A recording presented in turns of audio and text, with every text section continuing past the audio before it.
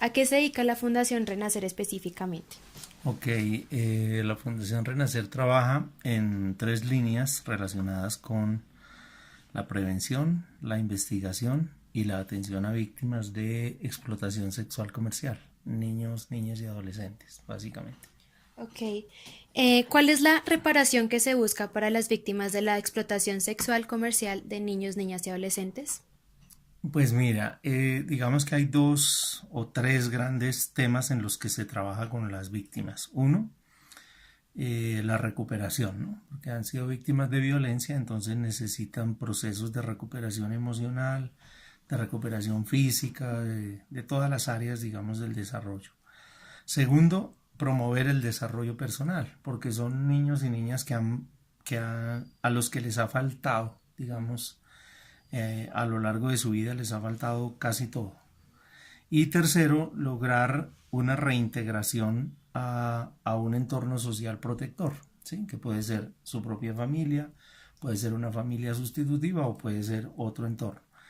Y en todo ese proceso trabajamos con las familias, digamos, fortaleciendo a las familias para que sean capaces de acoger a los niños y también hacemos reparación por vía judicial, digamos que intentamos que los niños y las niñas puedan demandar, digamos, a un explotador para obtener una reparación.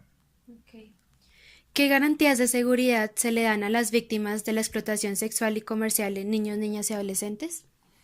Pues a ver, todos los niños y niñas que nosotros atendemos están amparados por una medida de restablecimiento de derechos que da un defensor de familia, ¿sí? Digamos que esa es como la principal garantía que damos. Lo segundo, que la fundación es una fundación sólida, reconocida, que no estamos improvisando ni llegamos al tema antier, sino que llevamos una trayectoria, digamos, bastante importante, que hacemos procesos profesionales, digamos, procesos técnicamente elaborados, que nos basamos en la investigación, o sea, no estamos improvisando y como ensayando a ver qué resulta, sino que todo ha sido, digamos, producto de un trabajo de muchos años de conocer la problemática, ¿no? Entonces creo que esas tres garantías son bastante importantes. Bueno, ¿y cuál es el papel del Estado frente a esta problemática? Pues a ver, como garante de los derechos humanos, el Estado es, digamos, el principal responsable Sí. de el restablecimiento de los derechos y del acceso a la justicia de estas víctimas. Eh, el Estado, digamos que a nosotros como organización de la sociedad civil nos delega, digamos, una tarea que es el cuidar, el proteger y el desarrollar el tratamiento con los niños y las niñas víctimas. Pero el Estado sostiene, en el caso de los programas de atención a víctimas, el Estado sostiene económicamente la mayor parte de esos programas. Nosotros ahorita tenemos dos programas bueno, dos programas en Cartagena y un programa en La Guajira, que son en los que hacemos atención directa a las víctimas. Ok, ¿y qué leyes cobijan a las víctimas de este abuso? Pues a ver, en principio, el Código de Infancia y Adolescencia, ¿cierto? Es el que establece las medidas de protección a las que tienen derecho todos los niños que han sido víctimas de delitos.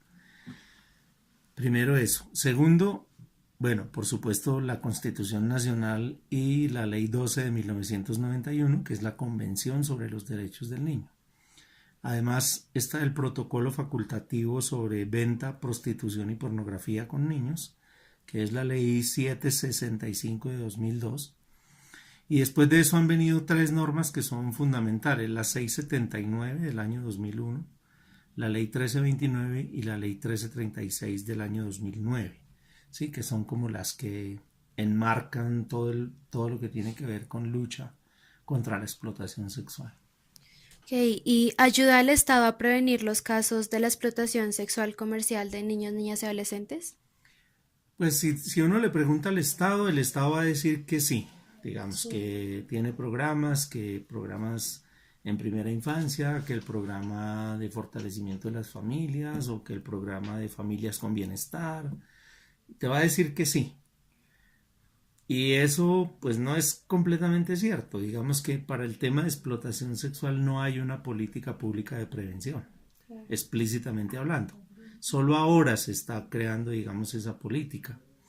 Pero digamos lo que ha habido en el país no es exactamente una política enfocada en la explotación sexual. Apenas digamos que esa política se terminó de redactar el año pasado y está en espera de unas firmas para, Sí. digamos, para poderse aplicar. ¿Y cuál es su perspectiva frente al papel que juega el Estado en los casos de la explotación sexual y comercial en niños, niñas y adolescentes? Bueno, lo que pasa es que el Estado es muy amplio, ¿no? El Estado son cualquier cantidad de instituciones. Entonces, hay instituciones que trabajan fuertemente en el tema de la explotación sexual, por ejemplo, la policía, la policía de turismo, la Fiscalía General de la Nación, por supuesto el ICBF, o sea, hay unas entidades que han abanderado la lucha contra la explotación sexual y, por ejemplo, en el terreno de la explotación sexual en viajes y turismo, el Viceministerio de Turismo, digamos que tiene una postura absolutamente clara en relación con la prevención.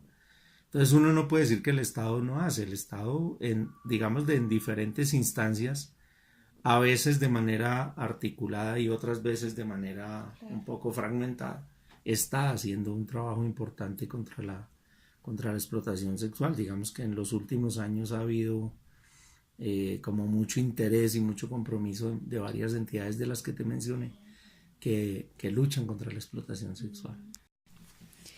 Bueno, y por lo que se ha investigado, los medios de comunicación no poseen un buen manejo del tema frente a los casos de la explotación sexual comercial en menores de edad, generando en la mayoría de los casos una revictimización.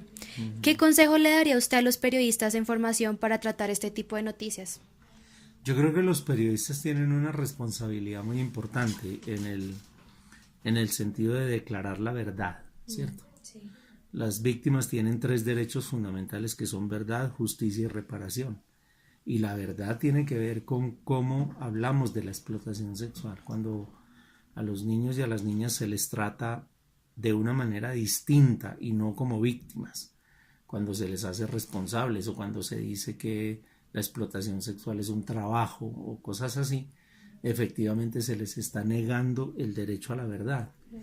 Entonces, los periodistas primero se tienen que informar, pero la información no es suficiente si no hay una cierta sensibilidad eh, respecto a los derechos humanos y a la responsabilidad que todos tenemos, todos como ciudadanos, como entidades, tenemos de respetar los derechos humanos.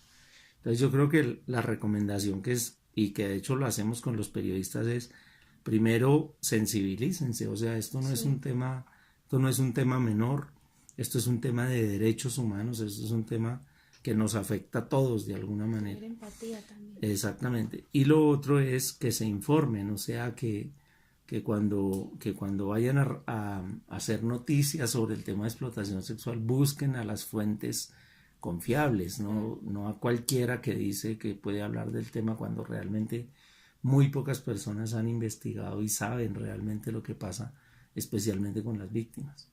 ¿Cuál es la ruta para prevenir este tipo de explotación? No existe una ruta de prevención, no hay ruta de prevención. Por eso te decía, en Colombia no tiene una política clara, digamos, de prevención. Se supone que todas las entidades del Estado deben contribuir de alguna manera en la prevención y lo hacen. Ustedes vieron de pronto una campaña del Viceministerio de Turismo que decía ojos en todas partes, que está en los hoteles, que está en ciertos lugares, o la campaña de la Fiscalía, Eso es cuento, que era sobre trata de personas, y ahí incluimos explotación sexual. Entonces, todas las entidades tienen una responsabilidad en la prevención, pero no hay una ruta como tal, ¿sí? O sea, como un sistema articulado de respuesta, ¿no? Que pone como en articulación a todas las entidades, eso no existe. Entonces, pero sí es responsabilidad de todas las entidades hacer prevención. Pero la misma fundación no sugiere alguna ruta o algo así. Yo creo que tiene que existir una política. Digamos, la ruta de la prevención es que la política que probablemente salga este año se aplique realmente, ¿cierto? Porque para hacer prevención hay que tener en cuenta que son diferentes los entornos en donde ocurre la explotación sexual, Claro. ¿sí? Desde los entornos comunitarios, pasando por entornos, por ejemplo, donde hay empresas extractivas que hacen minería o que hacen exploración de petróleos, o las fronteras, o los corredores viales, ¿no? Hay unas ciertas carreteras en donde ocurre la explotación sexual. Que una vez identificados esos entornos, se establezca un poco la responsabilidad de quién debe o quién debería cuidar. Por ejemplo, si estamos hablando de un corredor vial, la policía vial tendría una gran responsabilidad, el Ministerio de Transporte tendría una gran responsabilidad, tendrían que hacer cosas para, que, para evitar que los niños y las niñas sean utilizados ahí. Pero, por ejemplo, en el sector comunitario se necesitaría que las alcaldías, las secretarías de gobierno, las secretarías del interior o como se llamen en las alcaldías, deberían estar permanentemente, digamos, vigilando e informándole a la población un poco sobre todo lo que implica la explotación sexual. Entonces, el tema es que la política, una política nacional, debes como articular a todos esos actores, ¿no? Y decirles qué deben hacer, ¿no? Claro. Y finalmente, señor Rivera, ¿cuál es la ruta a seguir para las víctimas de la explotación sexual y comercial de niños, niñas y adolescentes? Bueno, digamos que hay dos caminos para las víctimas. Uno es el camino del restablecimiento de derechos que se llama por vía administrativa, digamos, es a través del bienestar familiar. Es decir, si una persona conoce una situación o una víctima, digamos, se da cuenta de la situación en la que está y quiere recibir ayuda del Estado, lo primero que puede hacer es ir al bienestar familiar. ¿Sí? Esa es la entidad como que en primera instancia tiene que responder. Pero también puede ser el sistema de salud, por ejemplo. Si al sistema de salud llega una niña con una infección de transmisión sexual, pues lo primero que tiene que pensar el médico que la atiende no es en quitarle la infección, sino en averiguar cómo obtuvo la infección, ¿cierto? Y ahí tomar las medidas, que inmediatamente sería, por un lado, al ICBF, pero por otro lado también a la Fiscalía General de la Nación, ¿sí? O sea, el tema tiene que ser llevado como denuncia, así no sepamos quién es el autor, así no sepamos toda la información, debe ser puesto en conocimiento de las autoridades. O sea, esos son los dos caminos. De ahí para allá, digamos que hay protocolos, por ejemplo, para atención en salud, que las entidades de salud tienen por directriz del Ministerio de Salud, y todas las otras entidades, por ejemplo, la policía de infancia, ellos tienen ya establecido como una ruta, digamos, ellos pueden verificar una situación y asegurar, digamos, que si hay pruebas judiciales, esas pruebas se protejan, pero también llevar al niño al sistema de protección.